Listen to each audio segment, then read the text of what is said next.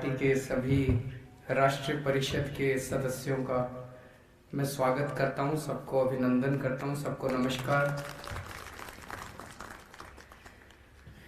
अब ये पहली बार हम लोगों को मिलने का मौका हो रहा है, तो सबसे पहले आप सब लोगों को बधाई देना चाहता हूं कि आपकी पार्टी ने दिल्ली के चुनावों में शानदार जीत हासिल की और हर चुनाव एक तरह से ऐतिहासिक हुआ है। पहला चुनाव था, नई नई पार्टी बनी थी। एक साल बाद चुनाव 2012 26 नवंबर 2012 को पार्टी बनी थी और मेरे ख्याल से 8 दिसंबर 2013 को चुनाव था। एक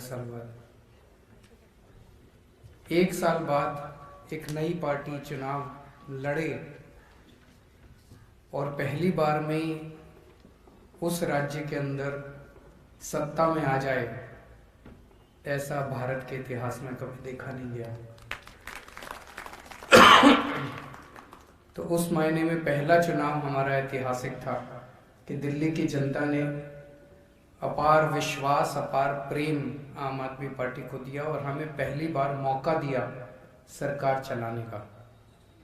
और आपकी पार्टी ने मात्र 49 दिन में ऐसी सरकार चलाई कि अगली बार लोगों ने 70 में से आपको 67 सीट दे दी।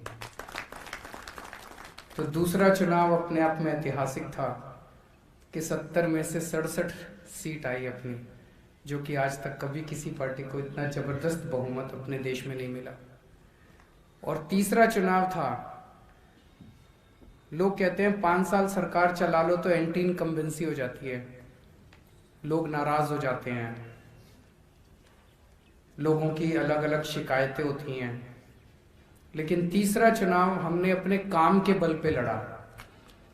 हमने ऐलान किया कि भाई अगर काम किया हो तो वोट देना, अगर काम नहीं किया हो तो वोट मत देना।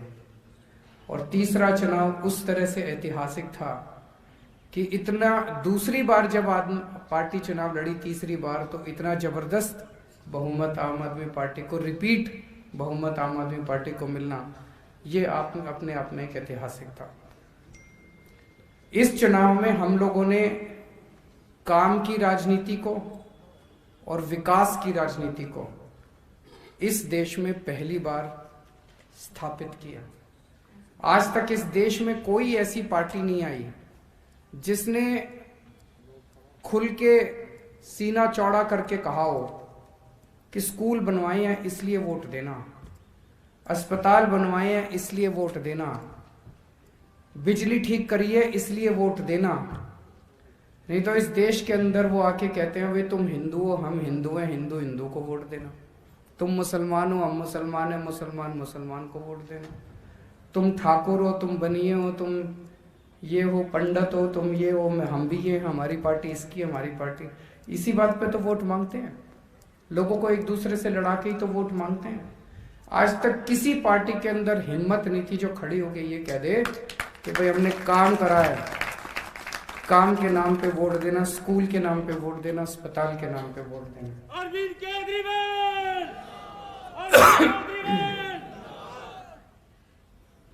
और इन लोगों की हिम्मत नहीं है जो उसको काउंटर कर सकें। अभी जोश जोश में आके उत्तर प्रदेश के एक कौन मंत्री था, उसने चैलेंज किया था, संजय जी, सिद्धार्थनाथ सिंह, उसने चैलेंज कर दिया मनीष सिसोदिया जी आए और हमारे साथ डिबेट करें। उन्होंने सोचा कि हमने ऐसे ही बोल दिया, ये आएगा थोड़ी, और वो पहुंच गया।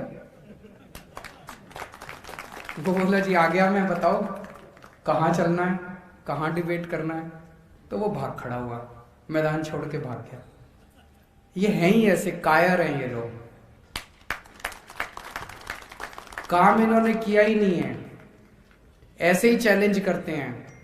एक बार इनकी आंख में आंख डाल के बात करो, ये मैदान छोड़ के भाग जाते हैं। तो मनीष सिसोदिया जब वहां पहुंचे लखनऊ में, उन्होंने कहा भाई मैं आ गया, और उनके एक नहीं 2-2 3-3 मंत्रियों ने, उत्तर प्रदेश के योगी जी के 2-2 3-3 मंत्रियों ने चैलेंज किया था कि हमने स्कूल बड़े अच्छे कर दिए, आके देखो और हमारे साथ डिबेट करो। और जब मनीष जी वहां पे पहुंचे और उनकी स्कूल देखने के लिए जब वो चले तो उन्होंने अपनी पुलिस भेज के मनीष जी को रोक लिया, जाने नहीं दिया आगे। इतना डर, इसका मतलब स्कूल ज्यादा ही खराब है। वो नहीं चाहते थे, मनीष जी के साथ साथ सारा मीडिया जा रहा था, सारा मीडिया पीछे पीछे जा रहा था, पूरा नेशनल टेलीविजन पे आ जाता योगी जी के स्कूलों का क्या हाल है।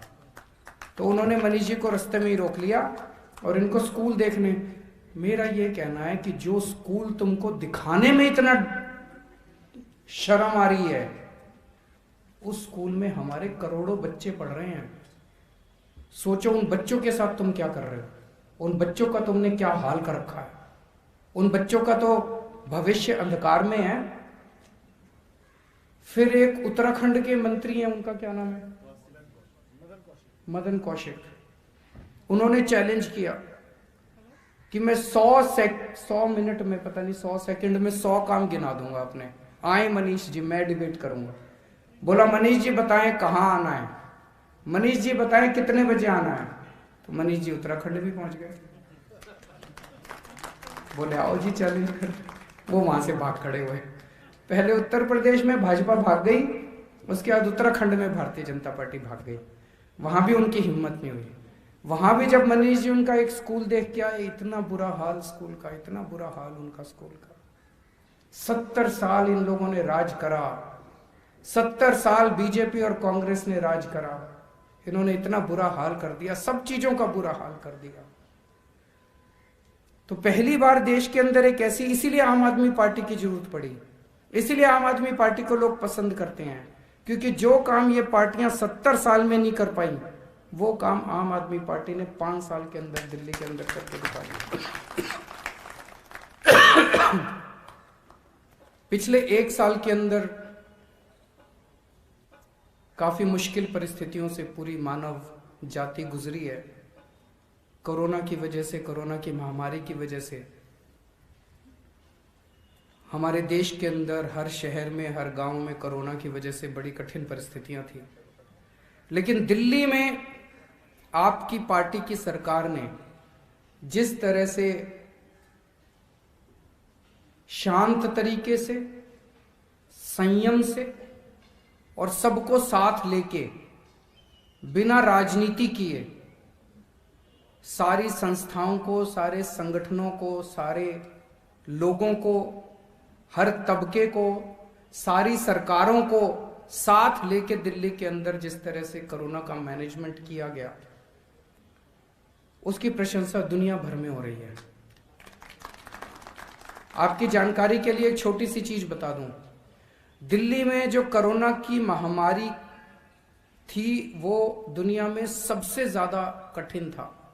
दिल्ली की परिस्थिति सबसे ज्यादा कठिन थी। 11 नवंबर को दिल्ली में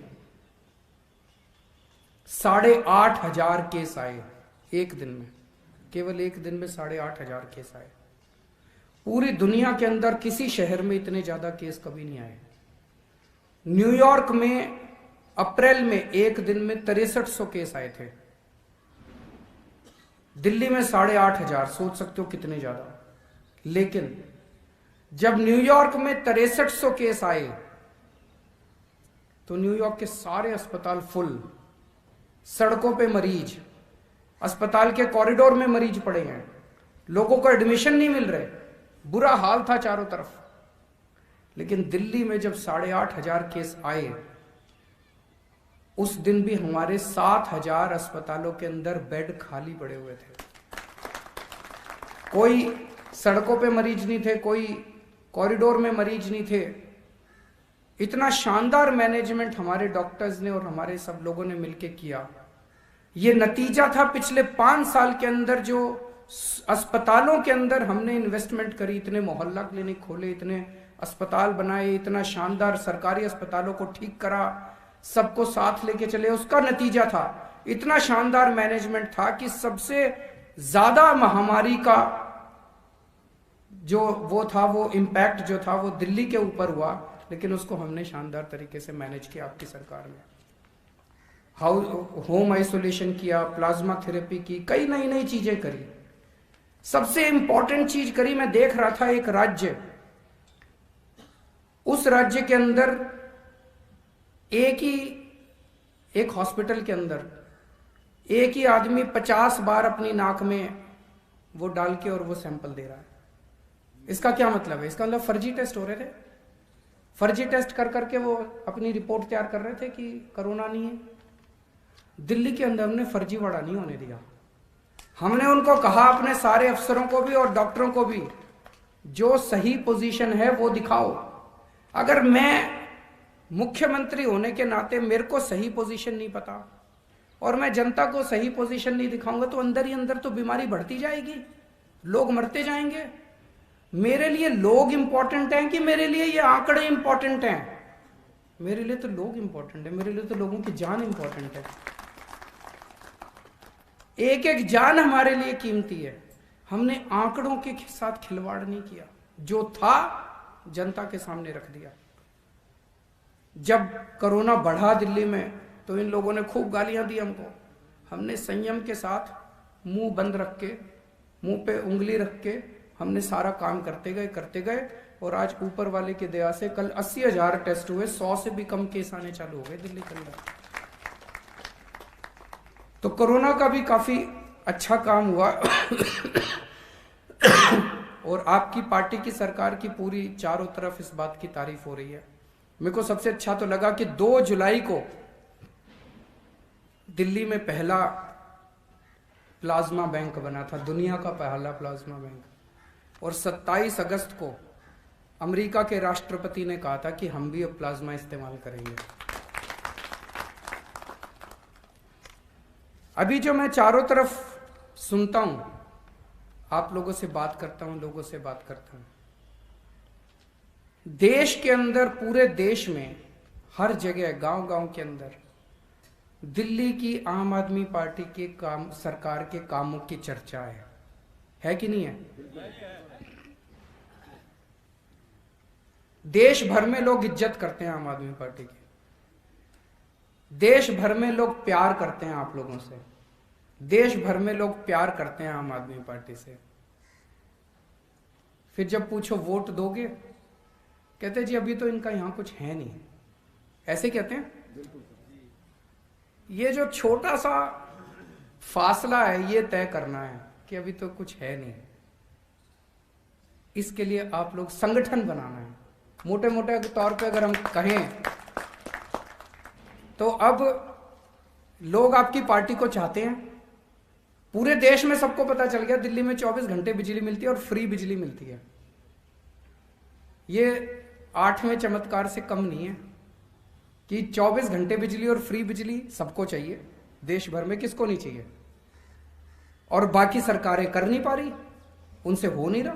अगर होता तो अभी तक कर देते। ये जादू तो अपने को ही आता है और तो किसी को आता नहीं है, हम ही कर सकते हैं और कोई कर नहीं सकता।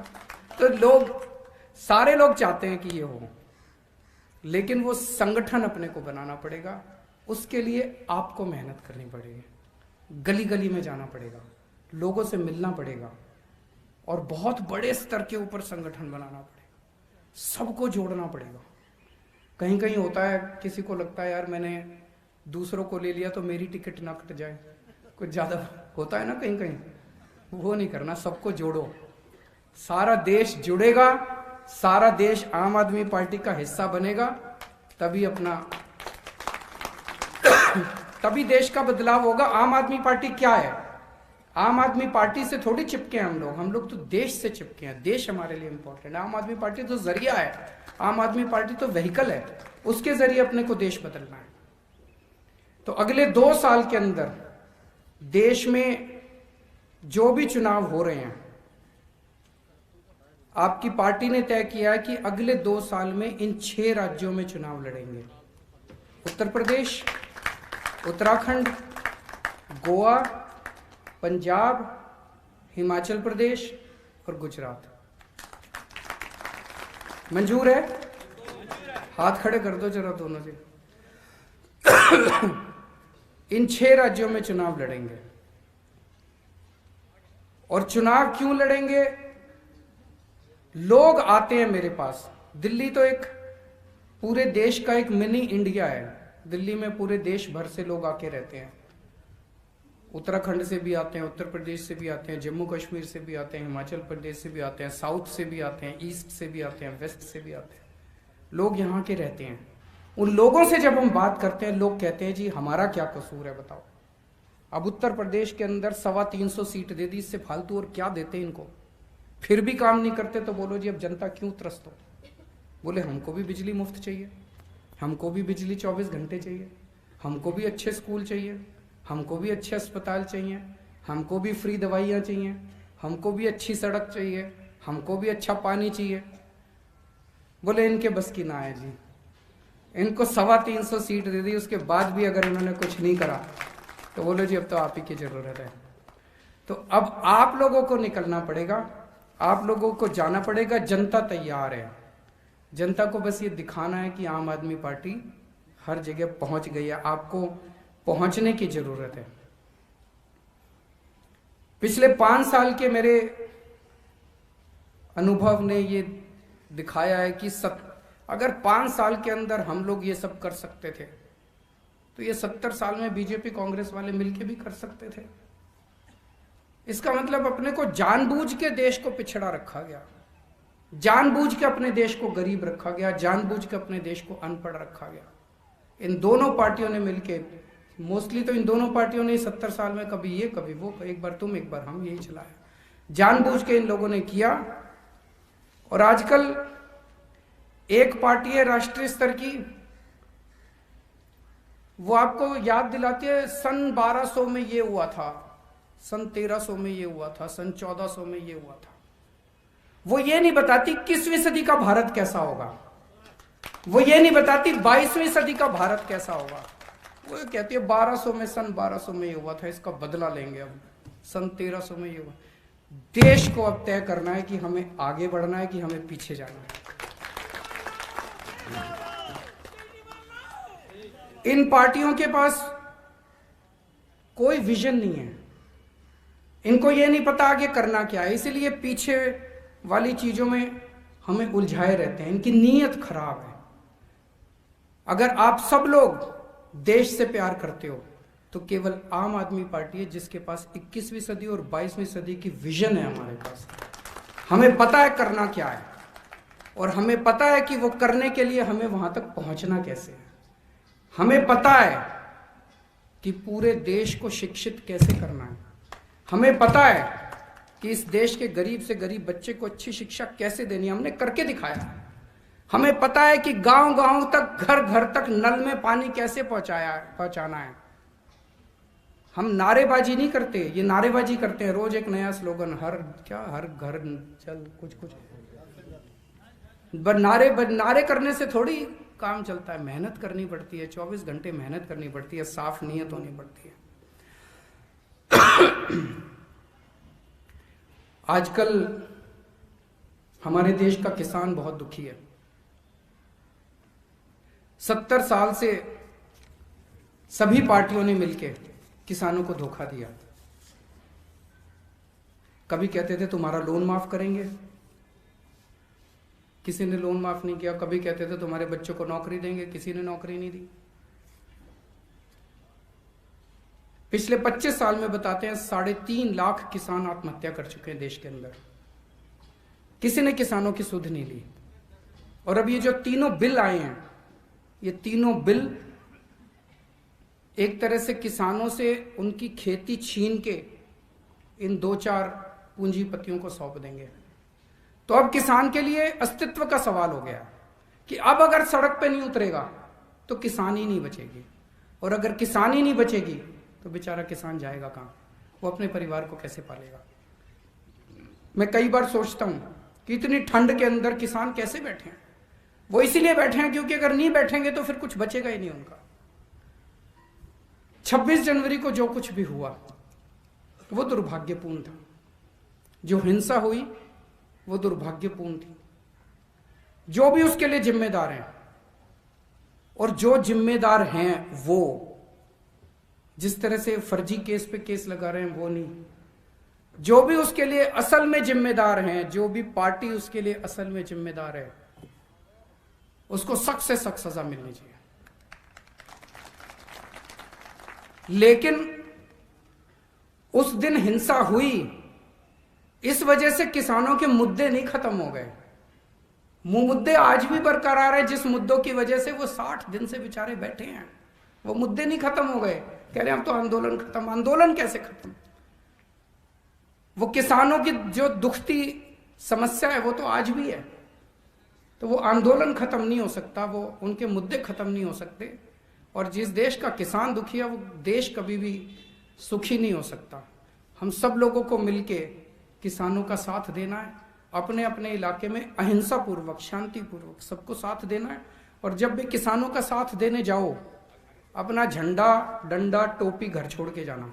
वहां हमें पूरे गैर राजनीतिक तरीके से एक आम आदमी बन के जाना है, इस देश का एक आम नागरिक बन के जाना है। वहां पे कोई राजनीति नहीं करनी उसके साथ। आप सब लोग दूर दूर से आए हैं दिल्ली में, आप सब लोगों का स्वागत है। और मैं उम्मीद करता हूं, मेरे को अभी जाना पड़ेगा क्योंकि मेरी कैबिनेट मीटिंग है इसके तुरंत बाद। मैं उम्मीद करता हूं आपका बाकी दिन की जो चर्चा होगी वो काफ़ी अच्छी रहेगी। आप सब लोगों को बहुत बहुत शुक्रिया। भारत माता की